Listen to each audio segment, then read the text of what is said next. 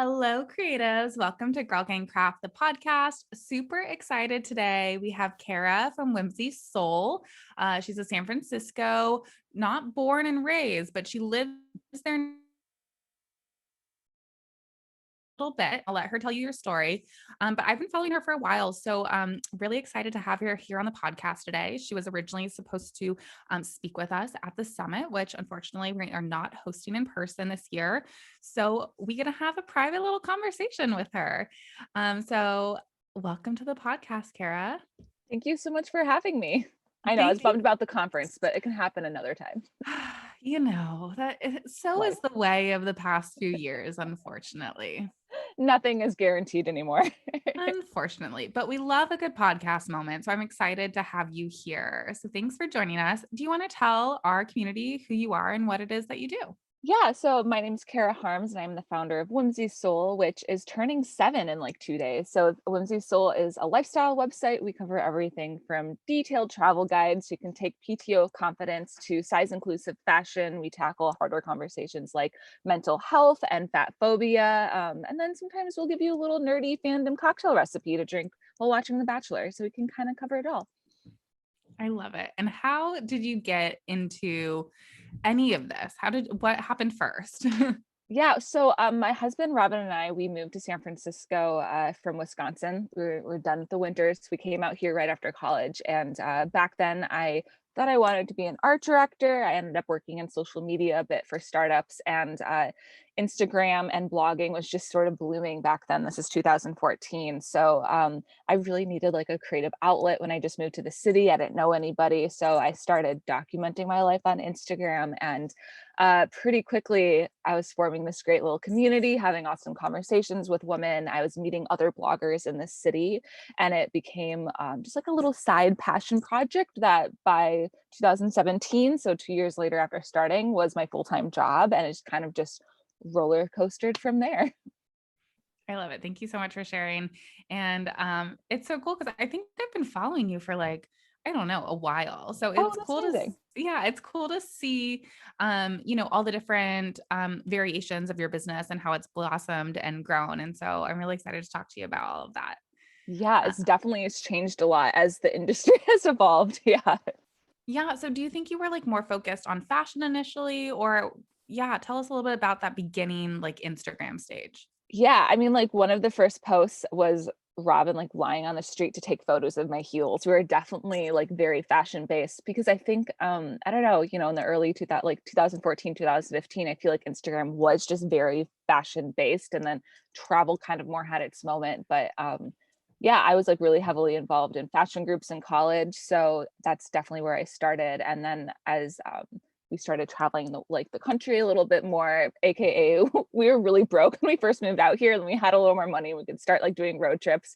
I realized I loved documenting that, so it kind of just became more tandem, like hand in hand, fashion and travel, and then since we've evolved from that, but definitely very fashion based at the beginning.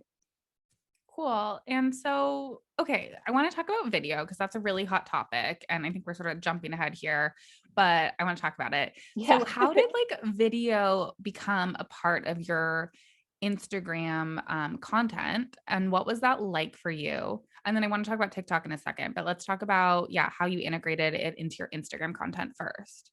Cool. Hold on. Yeah, so video, actually I started doing YouTube first, like before Instagram even allowed video content.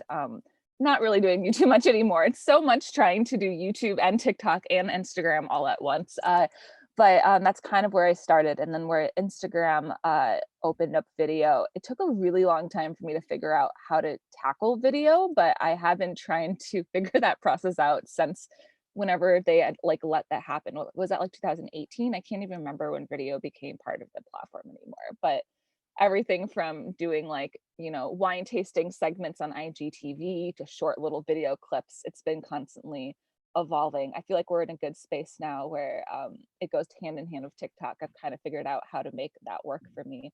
But it's been a few years of playing with this new way of storytelling. It's different than taking photos.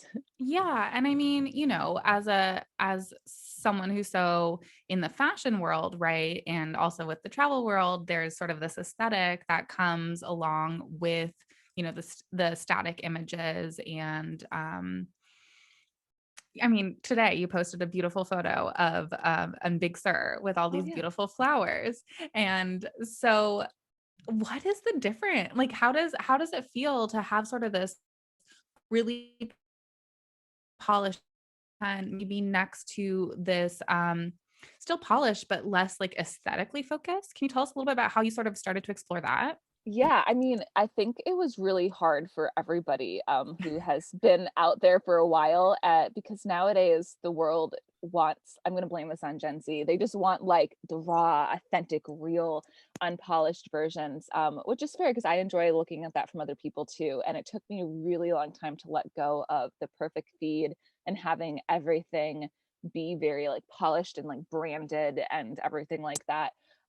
So I think that's where a lot of creators get still hung up. I see like my peers maybe not being able to let go of the polishedness because yeah, like you can't edit a video in the same way you can edit a photo. Like I can't not tell you the amount of times I've like had to Photoshop people out of background of photos because we just like couldn't wait for them to move. And you can't do that in a video. So definitely it can take a while. But these days I'm like really comfortable just posting what I think my community needs from me. And a lot of times that's like the very unpolished stuff. So as long as they're happy, I'm happy. I love that. And so, okay, so then putting in TikTok to this mix, and I just followed you on TikTok today because I wasn't Oh, following cool. you. What has that experience been like for you? What do you find are the differences between the platforms?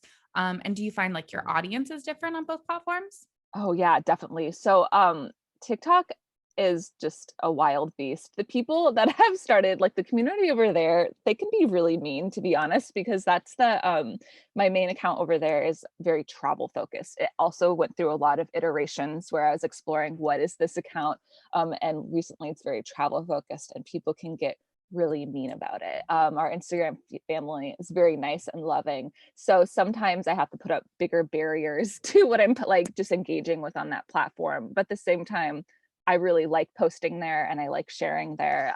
And the type of content that does well there is like so different too. It's faster, it's more information based. While I feel like on Instagram, I get to connect on a one-on-one level a little bit better. Can I ask like what kind of like mean stuff is going on there and also how you handle that? Yeah, I mean, like I post a lot of travel things, so there's always people who are like wanting to gatekeep it, and they're like, "You're destroying the planet because you're sharing this hiking trail or this waterfall." Like, I'll go to a national park, and they're like, "How dare you post this?" And I'm like, "It's a national park. People know about it." And I have been able to use that anger a little bit to leverage growing my account because you can tap into that a little bit if it's gonna spark an emotional response from haters. You can use that to leverage yourself in a little bit. So in a way I have leaned into that a little bit, and it has at the end of the day attracted the right people and the wrong people at the same time, but like I can handle the trolls and the haters. But it can get really bad. Like I've gotten death threats before from sharing swimming holes. Like I've had to like file police reports before because people can't handle a national, like someplace just being shared online. So it can be really scary. And it's not just me. A lot of other of my friends who do travel things on TikTok have all had death threats before from sharing like hiking trails or even spots in national parks that people just think that shouldn't be online. So it's definitely it can be scary and it can be a lot of to deal with. So um yeah, having those mental blockers and like the barriers between how I engage with things. Like if you mention me on a TikTok video, I will never know because I do not look at the mentions. So things like that. And you just have to have the sort of walls up to protect your sanity. I mean, I'm so sorry that's happened. That's It's such okay. like a, I mean, that's something that I'm totally not aware of because I'm not in the travel like space at all. So that's very interesting thing to hear about. And I'm so sorry. So like, how do you hold boundaries for yourself? Do you have any like phone limits for yourself or anything that you do to take care of yourself? I definitely struggle with that because I'm a workaholic. But yeah, I have, as I mentioned, like I don't look at mentions. I have gotten really bad at answering Instagram DMs because it's just like one more thing that I just like can't mentally handle all the time. So I do find myself engaging on those platforms a little bit less as a user. But yeah, I have like phone limits. Like I even to emails, like I don't answer emails every day. And you probably have noticed in my email signature, it says, I will not get back to you within the next 72 hours. So having like little things We like love that. that, I know. Do people always like honor that? No, but having just a more space and time to kind of process things. We live in such an immediate world, but things don't need to be immediate. You don't need to be consuming and on all the time. So just trying to set more of those boundaries. I have a locker in my living room that I put my computer in at the end of every day. And once it's in there, it doesn't come back out.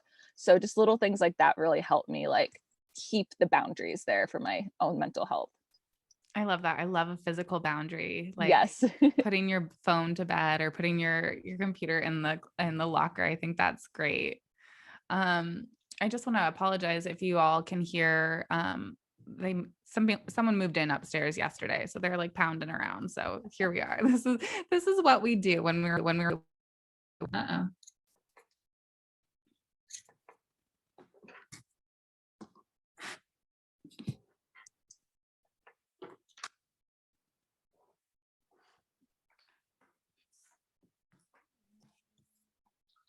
Oh, there we go.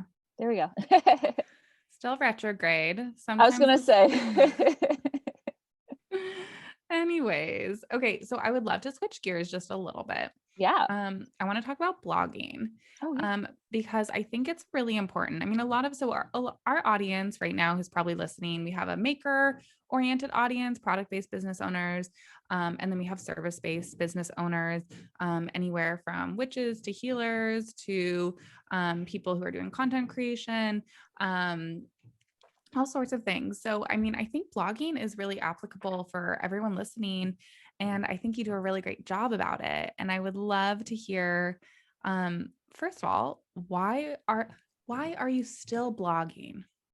Well, it's the backbone of our business and it's how we make all of our money. So people think blogging is dead, but it's actually how we're able to support our entire business and our team. And there's so much money. Like right now, I'm making money on this podcast interview with you because the blog is just set up to make passive income streams, but they're really like not passive anymore because they're like the main form. I think that gets confusing to people when they hear passive income stream sounds like you're just making $20 here and there, but we're making like $100,000 a year from blogging, $200,000, depending on how the year goes. So it's that's why we still blog. I also really love to write. Like I wrote books as a kid. They're terrible, but like I've always enjoyed writing. So having a place where I can write 6,000 words and really share about a topic is just makes me really happy. So it works out that way.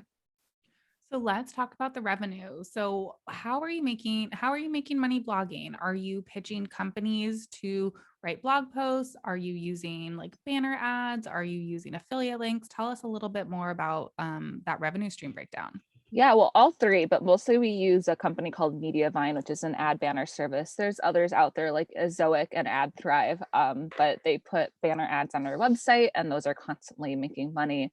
Granted, it's different. Like this is what February Q1. The RPMs are so much lower than they were in December, so that really fluctuates. What's Like a by PM for our Oh, audience? and RPM, that's PM. basically like how much money you're making per like 1,000 views. So like it can be anywhere from like a $20 RPM to a $60 RPM. So it's not as stable as you want it to be. Like this month, January will be our lowest that we've made this year, but it'll just keep climbing until we get closer to Christmas this year. But at the same time, it's great because we are having that baseline of revenue. It's really hard when you're a creator and you never know how much money you're going to make the next month if you're all relying on brands coming to you. Especially after the pandemic, we were supposed to sign a contract that would have covered our rent for the entire year on March 16th, the day that the world shut down. So that got yanked back right away. And thankfully, we had our passive income streams with affiliates and the banner ads already set up.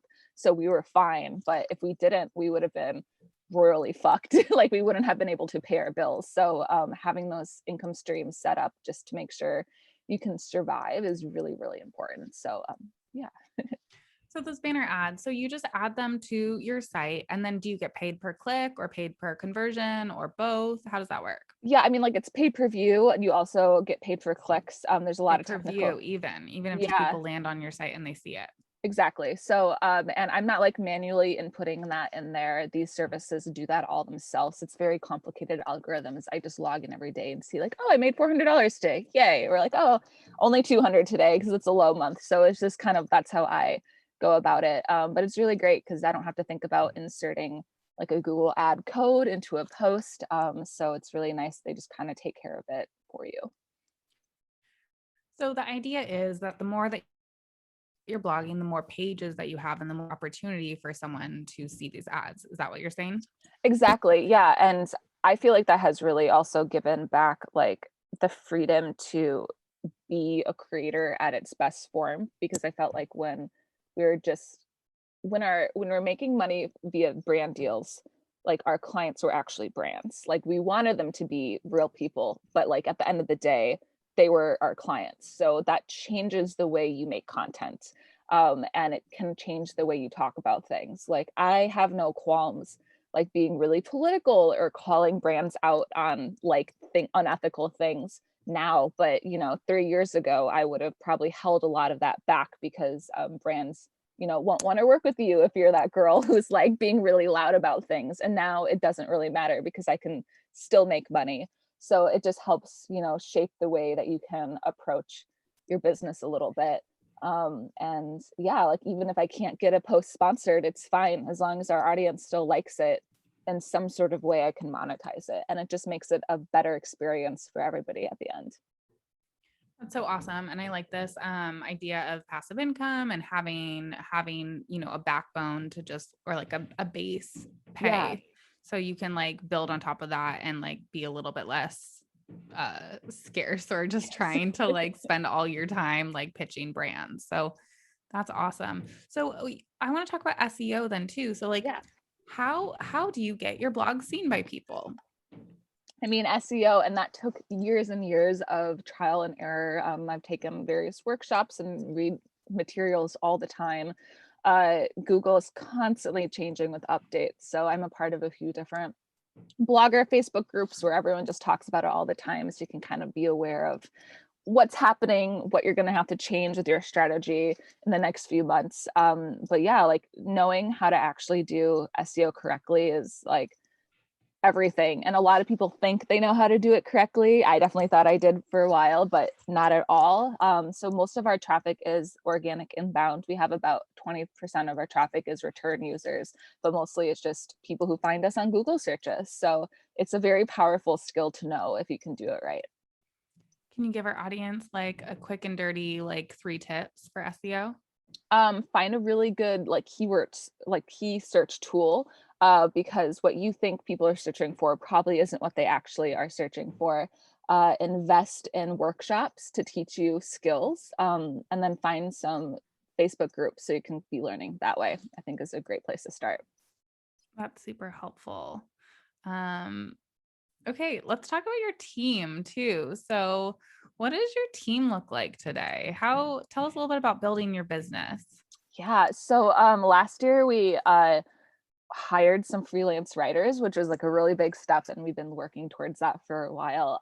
So Robin works with me full time, so we're the only two full time staff, but we have four contributing writers who write posts, 1 to 3 a month.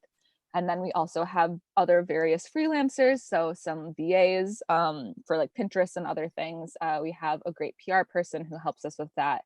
And of course, we also have our CPA/accountant and lawyers that we work with too. So we have like a whole team of people who help us get stuff done. Otherwise, I would explode. So yeah, What was it like yeah, hiring your first person outside you and Robin?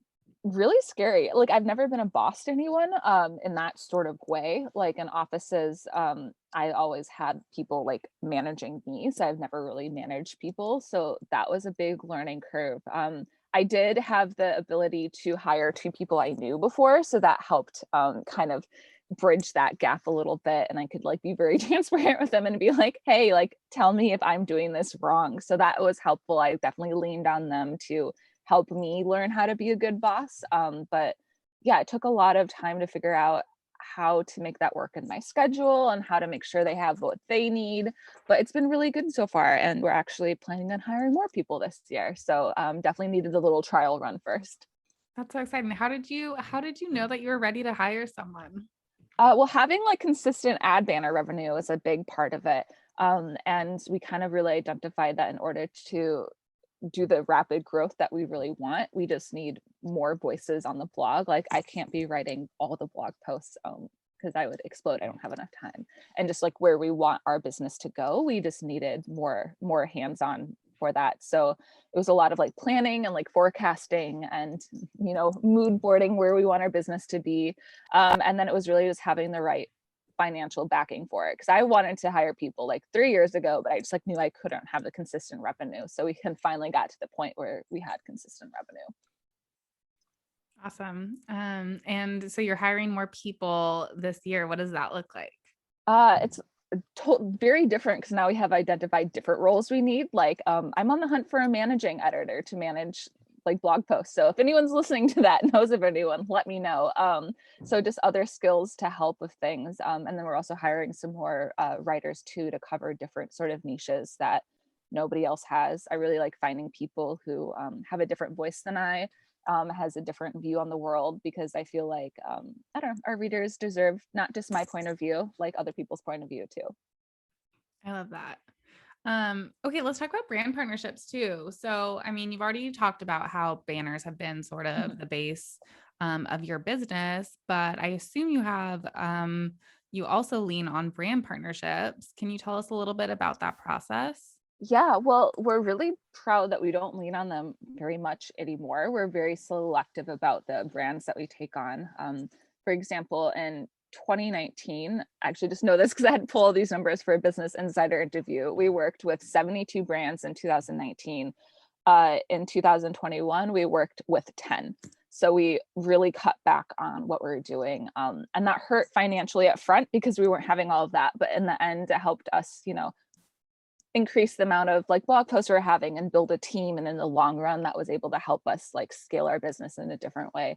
But yeah, when we are working with brands now, usually it's either like long-term clients that we are working with like again and again. So we have a few partners like Grove Collaborative that we just like have been working with on and off for a few years, which is great because I know them, I know how they like to work, vice versa. So it's really easy, like a good like relationship there. Otherwise, it's brands usually that reach out to me now. I used to do a lot of pitching back in the day, but now because of our business model has shifted it a little bit, I'm not pitching quite as much. Yeah. Cool. I love that sort of that complete shift. I think that's so cool. What advice would you have for people who are starting to pitch though? Do you have any advice about that process or maybe getting Yeah. over the fear about putting yourself in front of brands? Oh my God. I mean, like you just have to ask, because you're not going to get money if you never ask for it. But something that really was a game changer was when a friend told me how to use yet another mail merge, aka Yam. But have you ever heard of that tool? Mm-mm. You're going to want it. It's a free Writing it extension down. from like Google Chrome. I think they have a paid version if you use it a lot, but it's like $10 a month. And basically, you can make a spreadsheet of like the brand, the email, the contact. You can even like code it. It's very easy, like for a personal message. So you can email like 100 brands at once with the same script, and this program will automatically swap out the personal like Wow. field. So you don't have to, because I used to manually be like, okay, like I have 15 brands I want to pitch today. I have to swap out, hi, Ashley, hi, Jessica, like stuff like that. And this thing will just do it automatically for you. That's so And then you can cool. track how they open it, who didn't open it, who you have to follow up with. And that was definitely really helpful to figure out, who's interested and I need to just email them again, who wasn't interested at all. So that's a really helpful tool I highly recommend. That's awesome. Um, let's see. Any other advice about like having a pitch deck or like structuring your pricing or anything? Yeah, I mean, I never share the rates off the bat. I think that's really important to like hold the cards there, and really understand like if you are working with someone, having a flexible sliding scale to like how that campaign's going to fall out. Because I think so many times brands are like, oh, it's an Instagram post. What's your rate for an Instagram post? And you're like, okay, but like, are you going to use the content somewhere? Do you need this tomorrow, or could we take a month to make it? Like it's all these sort of things that are kind of sliding. Are you looking for one feed post? Are you looking for a carousel? Or like, it's all this stuff you kind of have to take into mind. And we don't really have like a set rate for anything. It's kind of just, we have a few rates that we piece together and we're like, this feels like an accurate, fair price. And honestly, sometimes if the brand is like really mean to me or just like not the most pleasant in an email, like maybe I know that I need to charge a little more to like justify working for them, because my piece is like more important than any paycheck at the end of the day. So I think that's just important, is like knowing your worth and charging more and understanding the time it's going to take you to do things is really definitely important. Yeah, I like that too. And like, knowing that bigger brands will have a bigger budget and maybe a smaller brand that you love, like maybe you offer them a little bit less, and keeping keeping in mind the use rights and how many posts, et cetera, et cetera. I think that's really good advice too. I think people want to have sort of I think even brands expect you to have this like da da da da da menu Right. situation. And like, yeah. It's hard. It's like, I mean, like, sometimes you have to like tell them like da da da da da, but I usually always say things like starting at. So if later they're like, JK, we want, 10 extra images to put on billboards, you can be like, okay, like, remember when I said it was starting at $3,000? Now it's 10,000, like whatever. So having that language, and not fully committing to everything definitely helps a little bit. But yeah, in terms of pricing yourself, I tell this to my girlfriends all the time who are creators, like, channel your inner white man, like your inner white Chad, who like thinks he's worth way more than he is, because you'll be surprised by the times that you start just throwing out really big numbers, and those are the times when they're like, yeah, sure. And they like, and I'm like, wait, I could have been doing this the entire time. So I know it's like hard and scary sometimes when you think you're overpricing yourself, but the worst thing is they'll just tell you you're overpriced, and then you can renegotiate from there. But all the time that I see like peers way underpricing themselves, and I want you to get that coin. So just channel your inner white dude and start adding a couple zeros onto things if you can. Yeah, I love that so much. I mean, yeah, sometimes it's just about like shouting out a number that seems scary to you, and then they'll say yes. Right. Like it's just wild. It's wild. I know, a great piece of advice that a friend gave me once. She's like, do like pick the number that sounds like, really out there but still reasonable, and then like add a little bit to it. So if you think, maybe I can charge 5,000, ask them for 6, and like that's how you kind of get comfortable with asking for more money. And I know I'm a big believer in working on fewer higher paying projects, so you have just more free time for other aspects of your business. So that's another thing to keep in mind too. I think that's great. Okay, well, let's hop into that right now.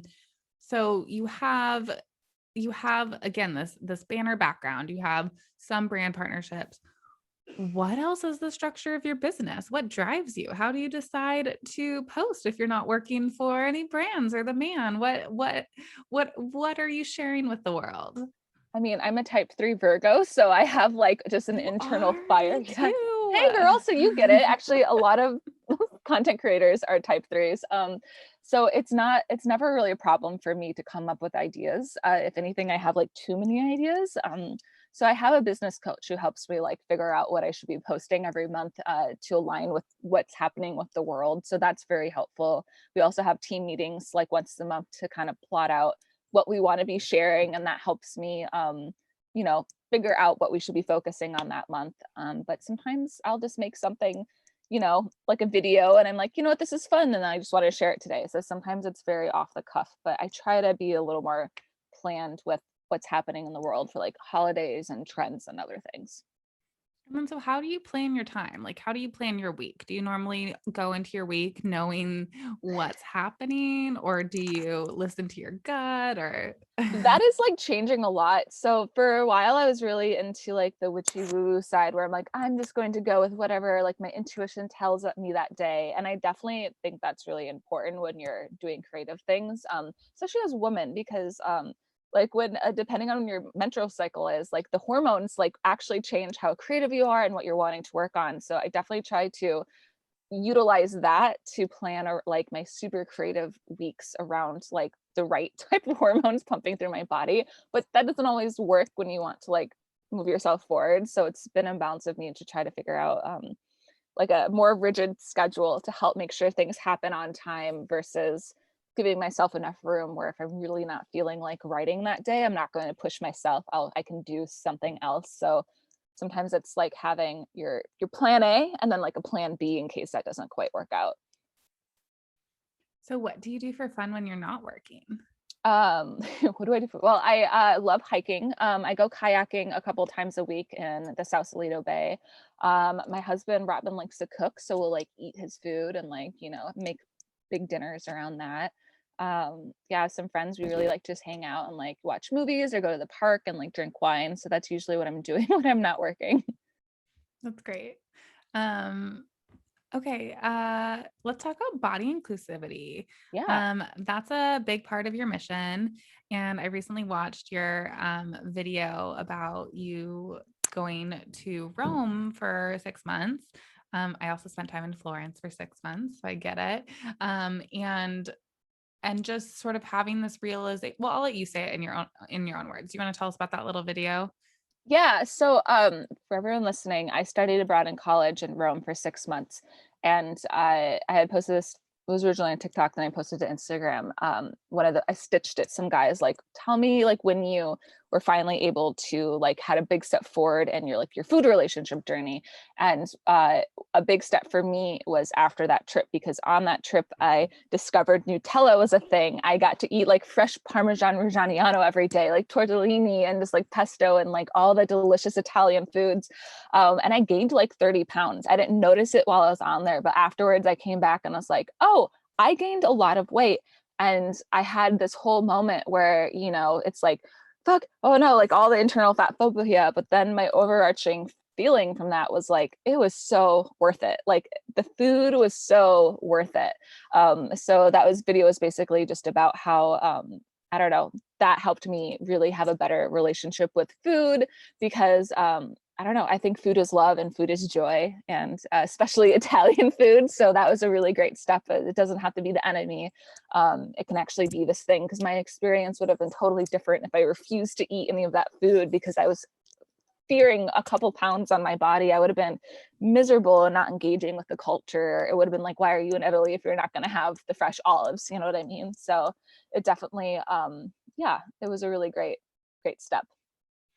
And how has been your relationship with your body and food and sharing, fashion with the world since then? What is that sort of, does it switch all the time? Have you sort of kept that good relationship? Oh yeah, What has been yeah. that like for you? Oh, I'm like very happily in a body neutral standpoint. I've been for probably 6 or 7 years. Can you tell us what that means, a body neutral? Body neutral is so like body positivity is more of like, kind of like the journey and like the embracing it, but body neutral is where like it's just not something you think about at all. So like I've never really honestly thinking about my body.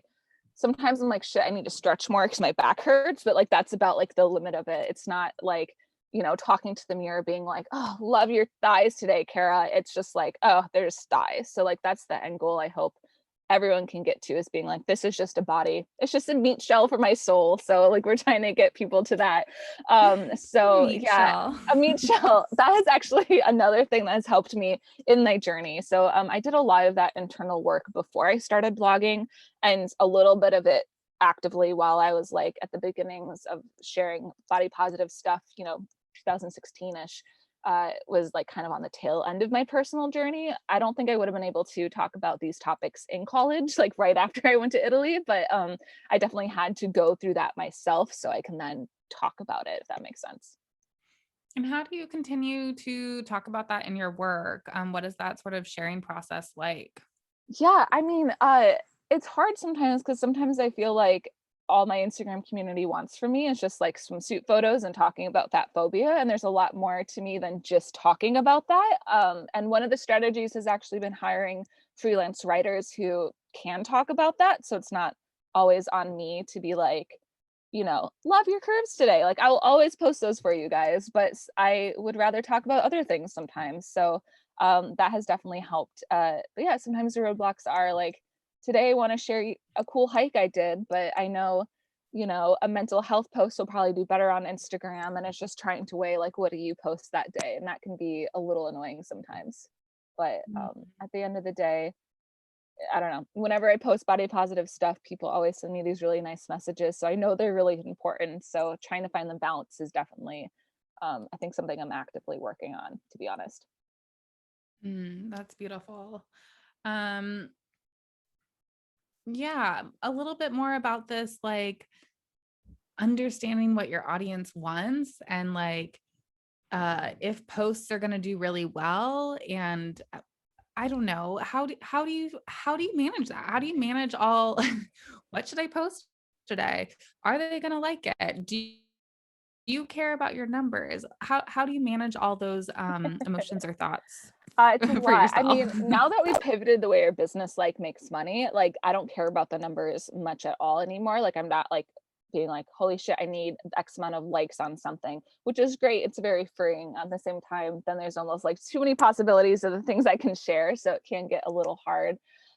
We have a content calendar that I try to stick to, and I try to switch between travel and fashion and, you know, recipes and beauty, and trying to make sure there's a nice mix of both.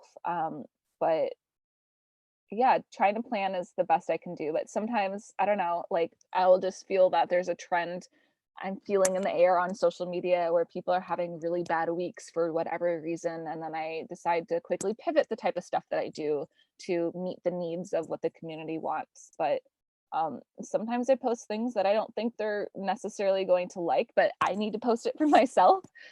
So that's also important too, because otherwise I'd probably hate my job. So there's definitely a lot of things where I post because I'm really proud of that photo, or like I think that blog post was, you know, a really great emotional piece that I wrote. So sometimes it's sharing things even if there's no ROI except for your own soul, basically.